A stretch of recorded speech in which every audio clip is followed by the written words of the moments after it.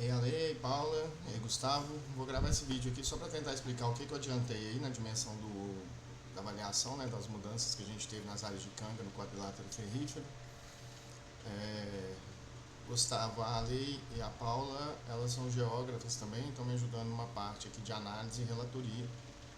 A minha ideia de compartilhar esse vídeo é só a gente pensar algumas ideias aí e tentar avaliar os resultados preliminares que a gente já tem, pensando em as bases de dados. Então, primeiramente eu tive que definir uma área de trabalho. Eu tentei considerar um pouco, né, eu sempre faço para mais assim as áreas, para tentar pegar uma área que depois possa ter utilidade, né, as bases que a gente gerar.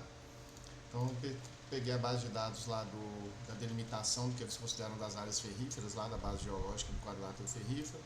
Peguei um de geodiversidade, depois que eu vi meu polígono não pegou esse pedacinho aqui, mas foi erro mesmo, viu? Aí se for usar depois essa unidade de geodiversidades aí, deu um probleminha, eu não tinha percebido. Peguei também o recorte aqui das cangas que a gente já tinha, que é aquela base de dados que está disponibilizada pelo Instituto Pristino, ou Pristino, sei lá.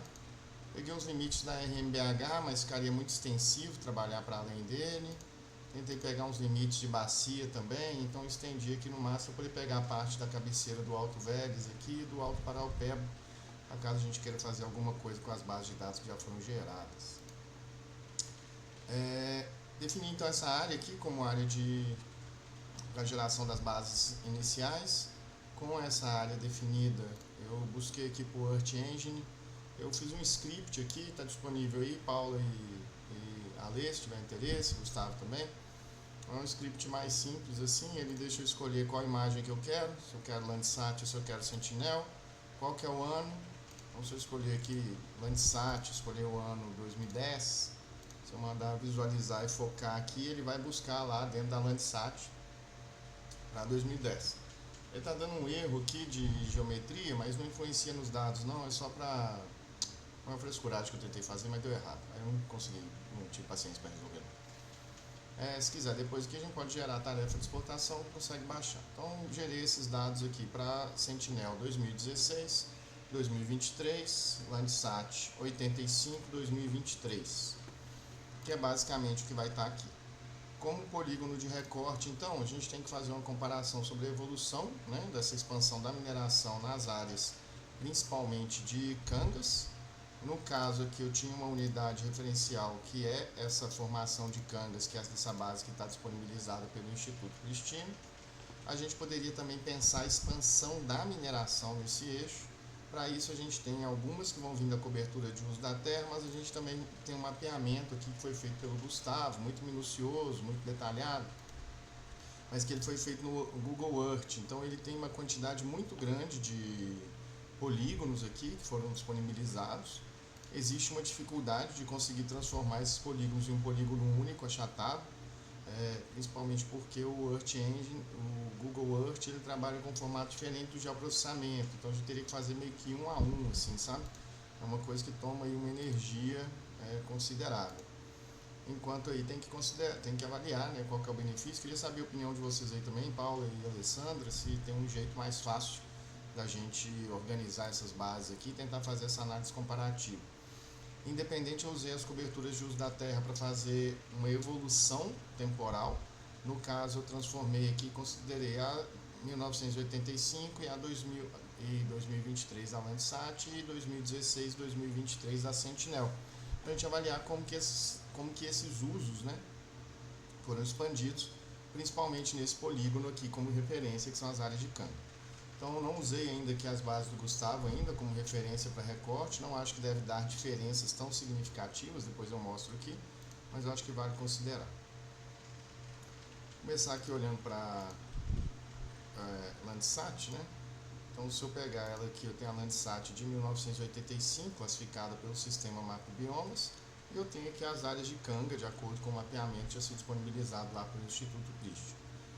Para fazer a monitoria, a gente tem que primeiro fazer a subtração, né, a retirada desses dados dentro da área de relevância. Então eu peguei aqui 1985, exportei ela, está nessa pasta que eu compartilhei para vocês. Esse aqui seria o raster de 1985 com as classificações aqui de acordo com as áreas de canga. A mesma coisa para 2023. Observa que isso aqui não está nos padrões de cores lá, só porque eu queria conferir valor a valor. A gente pode criar uma simbologia aí padrão, igual essa que já tem aqui, que vem do Sentinel. Mesma coisa foi feita para Sentinel. Aqui vale destacar, né, a diferença de resolução. Então essa aqui é 2023 Sentinel, essa aqui é 2023 Macrobiomas, né? Você vê que ela é muito mais precisa, né, do que outras. Agora, se eu comparar, por exemplo, com as bases do Gustavo, eu vou perceber que eu tenho aí um detalhamento também que pode ser mais efetivo em algumas dimensões, mas em grande maioria ele coincide, principalmente para as grandes manchas. Então cabe aí uma discussão, queria a opinião de vocês. Olhando aqui então, exportei essa mesma base de dados, aqui as áreas das cangas, né? Exportei essa mesma base de dados para fazer a proposta aqui das áreas de Sentinel também, das áreas de canga, como que foi a mudança, e também aqui de 2013 para 2023. Feito esse processo, utilizei aquele algoritmo Combine aqui, utilizando a aba de geoprocessamento, né, a tools lá do ArcGIS, que eu estou usando o ArcGIS lá da Unesp. Paula, depois a gente pode gerar os dados, eu já deixei os TIFFs lá prontos, se quiser analisar também no QGIS, acho que é suficiente, mas eu fiz por comodidade aqui no ArcGIS mesmo. Tá? Gerado a partir dessa lógica do Combine, a gente tem a lógica da monitoria, né? Então eu tenho aqui o que foi combinado a partir da Landsat e o que foi combinado a partir da Sentinel. Cadê a da Sentinel? 2013, não sei onde que eu enfiei a Combine aqui da Sentinel não, mas enfim, deve estar perdido em algum lugar. Sentinel, eu tinha feito ela, mas o mais importante é que eu exportei esses dados. Então depois que eu pego aqui esse Combine dele, eu vou gerar aqui, vou conferir a tabela de atributos. Ele tem a classificação de qual que era a classe em 1985 e qual que era a classe em 2023. Somando essas duas coisas, que eu tenho um dado de contagem, que é contagem de pixels. Então significa que isso aqui, idealmente, considerando que a gente não está não está lá no equador, não está no início do fuso, você tem uma distorção quando você fizer uma projeção para cálculo de área, mas para cálculos proporcionais e comparativos a gente pode caminhar dessa forma. Então aqui você tem uma contagem de pixels. Isso foi transformado em uma tabela de Excel então isso aqui é aquela tabela lá exportada, né? Aqui, no caso esse aqui é da Landsat, e foi feito aqui um cálculo para a área. Então aqui no caso a contagem dessas essa aqui no caso é a Sentinel, a contagem de pixels vezes a área 100 dividido por 10.000, porque eu quero essa área em hectare.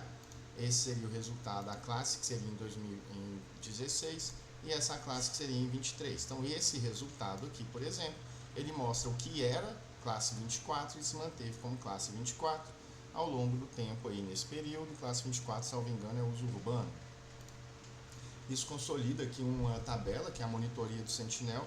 Essa tabela é uma linha direta, né, que ela vai pegar aqui, eu vou cruzar na coluna, então aqui o que era de 2023 e aqui 2016 o que era, né, de cobertura da terra. Ele vai cruzando, o que está em vermelho na diagonal principal aqui é o que está de manutenção. Então quer dizer que 5.041 hectares eram floresta e se mantiveram como floresta dentro do período de avaliação da monitoria do Sentinel de 2016 a 2023. Quando a gente olha para os resultados da mineração, considerando que isso aqui está trabalhando as áreas de canga, o que a gente teve foi que a gente saiu de 4.154 hectares que estavam ocupados por áreas de mineração em 2016 para 5.400, sendo que 415, 345 e 334 foram respectivamente ocupados aí em áreas de afloramento rochoso, formação campestre e formação florestal.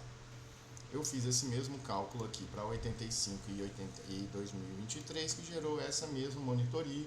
Então, só que aí, como a gente está falando de um outro horizonte de tempo, a gente está falando de uma mineração que antes ocupava perto de 1.423 hectares de mineração em 1985 e que hoje ocupa pouco mais de 5.499 hectares. Isso é um dado interessante até para comparar a precisão das imagens, né? Então esse aqui ele está falando que a gente tem 5.499, esse aqui está falando que a gente tem 5.456, que, considerando as áreas e discussões, né, da resolução das imagens, é uma precisão boa, né, uma comparação boa.